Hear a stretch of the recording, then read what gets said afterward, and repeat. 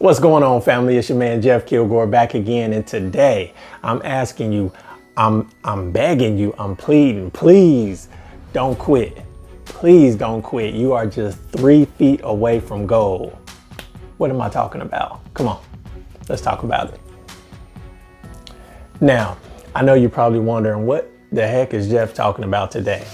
Well, it comes from a story from one of my favorite books, one of the all-time best-selling books. Anybody that is anybody, every successful person that you come across has read this book. It's no surprise there, Think and Grow Rich. Now, the amount of information and life-transforming information and just the nuggets, everything in that book is phenomenal. If you have not read that book, you're doing yourself a disservice. Please go pick up the book. I'll put a link in the description where you can get to it, but please check that book out. But one of the stories in the book, and it's one of my favorites, is called 3 Feet from Gold. Now, in this story, there's a man named R.U. Darby who's telling the story, and this really is about him and his uncle. And his uncle, now this takes place many years ago, but back in those days, people genuinely felt that the only way to become successful, become wealthy, to become rich was you had to get lucky and either strike oil or strike gold. You had to have something like that happen, right? So his uncle, R.U. Darby, his uncle was all in on the gold rush back in the day. So he was all in on trying to find, gold. So they were in Maryland, and he went out west to try to strike gold. This is R.U. Darby's uncle. So he went out west to try to strike it rich, right? And so he's following his dream, trying to be rich. He's hoping to strike gold. So he goes out west, and he starts out with just a pick and a shovel, and he's digging and he's digging, and he just has this, he has faith that he's gonna find gold. And so he's digging, pick and shovel, just a pick and shovel. He's digging, and boom, he finds gold, right? So he's like, oh snap, he struck it rich. This is how he felt. So he's digging, but with a pick and shovel, there's only so much that you can do. There's only so much you can do if you don't have the right tools, right? Keep that in mind, because I'm gonna come back to that statement. But there's only so much you can do when you don't have the correct tools. So he's digging and he finds gold. He's like, oh snap. So he gets a little bit of it. He's like, man, this is gold. But with only the pick and shovel, he can't get it. He can't bring it all to the surface. So he knows he needs a certain type of machinery in order to get this gold to the surface, right? So he's like, oh man, what I'm gonna do? So he decides, okay, I'm gonna cover it up. He covered up the mine that he was digging, real low key. He probably tried to, make it look like nothing was going on. Yeah, nothing to see here. Covers it up, traces his steps back, make sure he knows where to get to. He probably was thinking, okay, it's by the apple tree on the left side of the mountain, by the river or the creek. He wanted to make sure he could get back to this gold, because in his mind, he's struck it rich. But he can't get it because he doesn't have the proper tools, right? So he goes back to Maryland, to his home. He goes back home to Maryland, and he tells his family, look, I done struck out. The story doesn't say this, but I can imagine he took, a little piece of gold with him. Look, I struck it. Look, I'm telling y'all, we about to be rich. I done found gold. I done found a mine. It's gold. Oh man, we about to be rich. The only thing is, in order to get this gold, there's a piece of machinery that I need and that I don't have, and it's expensive. So I need help. So they all put their money in. They put their money in to buy this machinery because, in their mind, okay, he did bring back some gold. We might be rich if we invest in this. So they give him money, and they purchase the machinery and have it shipped out west. So the uncle takes R.U. Darby, his nephew, the one who's telling the story, takes him back out west with him to help him, you know, with the machinery and to help, you know, dig it out, bring it to the surface, all of that. So they're gonna bring all of this gold back, you know, to their family. You know, it's gonna be great, right? So they get there, they're drilling, and boom, they find the gold again, right? And so everything's going as planned, like they're getting the gold, like it's, you know, and so they get one batch of gold out, and it's like, oh man, this is what's up. Like we can ready to be rich. Like, man, yeah, it's on. So they're digging or drilling because now they have the machinery that they need. So they're drilling, and all of a sudden, no more gold. So they're not understanding, like, okay, well, I mean, there was gold. Why did it stop? So they keep drilling and still no gold. And so they're confused, when in reality they ran into what was called a fault line. But they didn't know that because they didn't do proper research. All they knew is out west there's gold, you know, it's the California gold rush. And so they're going out west trying to find this gold. Stick with me, because we're going to bring this all back to how this can help you out. But they didn't do their research, and they didn't know that they ran into a fault line.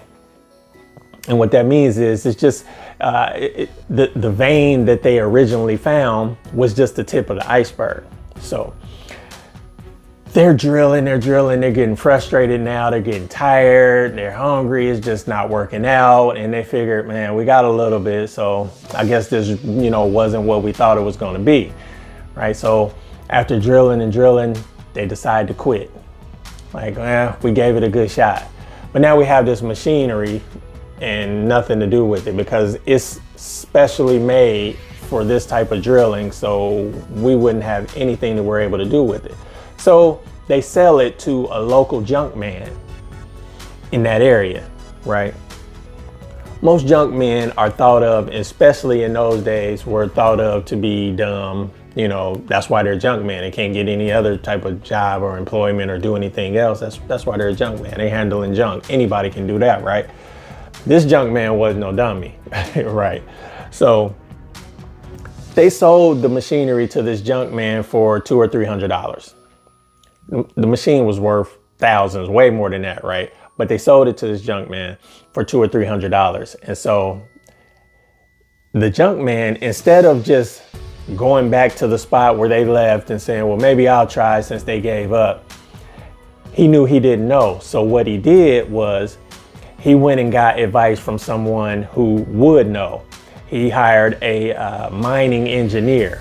It's another thing I'm gonna come back to, because when you're at a point where you're trying to do something and you run into something where you don't know, instead of just mindlessly doing the same thing over and over and hoping that the result changes, what you need to do is get with someone who has done what it is that you're trying to do, who has the experience and the knowledge to let you know if you're on the right path, to let you know if you're doing the right thing, or if you should completely change course or just slightly adjust, right? So he hired a mining engineer. The mining engineer went to the spot where they were digging and was like, okay, they were on the right track, actually. Why did they leave? He was like, I don't know. They just, sold me the machine. I don't know.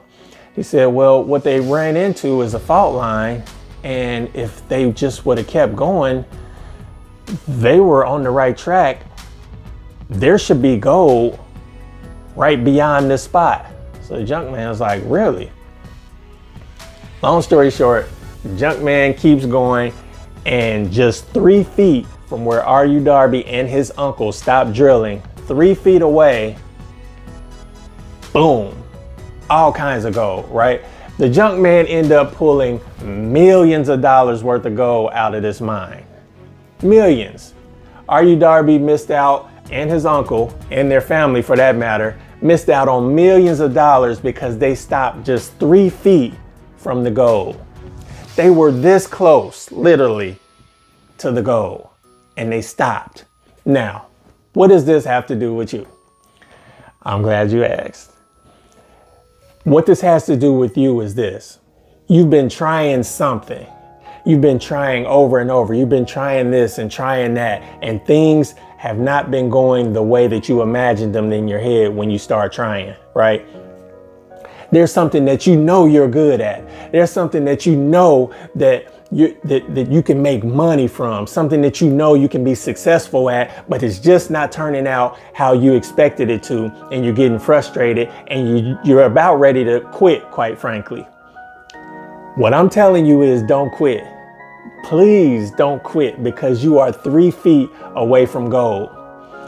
Don't stop. If you don't have all the information, if you feel like if you're just running into a brick wall and you're doing the same thing over and over and you're not getting any results, then invest in yourself. Find the information.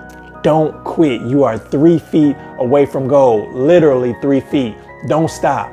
Keep drilling. Keep going, because what you want is right on the other side of that spot where you feel like quitting. What you want is right on the other side of that spot where you feel like quitting. You can't stop now. You have people that are depending on you. You have people that expect you to succeed. You know why? Because greatness is visible. Whether you believe it or not, people can see greatness in you. You probably have people that's encouraging you. You probably have people that have told you that you're going to be this or you're going to be that. And you, in the back of your mind, you're like, man, okay, I'm glad you see that, because I'm not too sure. Greatness is visible. Even if it's not visible to you, don't quit. You got to keep going. You owe it to yourself more than anything.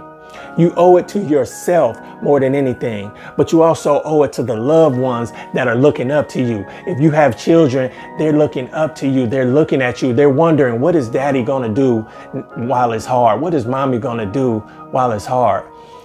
What you do at this point will create a paradigm for your family. It'll create how your kids view life from this point on. Because if they see that you keep going, that you don't stop, that you get the information that you need, that you make sure that you see this thing through, then that'll stay with them for the rest of their life, and they'll do the same. You'll be able to create a generational paradigm that changes. No more of this, we quit when the going gets tough. No more of that. The paradigm in your family will be, we keep going, we keep drilling. When we're 3 feet from gold, we're going to keep going till we're 2 feet away, and then 1 feet away, and then boom, we're going to get what we want. Don't quit. You got people depending on you, but the main person is you. Did you get any value out of that? I hope you did. And if so, you know how I say, squeeze that like button. Like, comment, subscribe, share, all that good stuff. Make sure you subscribe and hit the notification bell so you can get all the videos that I upload. And be sure to click the link down below. I'm going to put a link for our Facebook group. We're discussing self-confidence, self-love, entrepreneurship, motivation, money, all of that good stuff. Like I said, the link will be in the description, where you'll be able to interact with other people, like-minded people that are thinking the same way that you're thinking, and we can bounce ideas off of each other. You're helping me, I'm helping you. We're just going to keep continuing to help each other. Hey, if you still rocking with me at this point, you already know. I appreciate you. Let's go.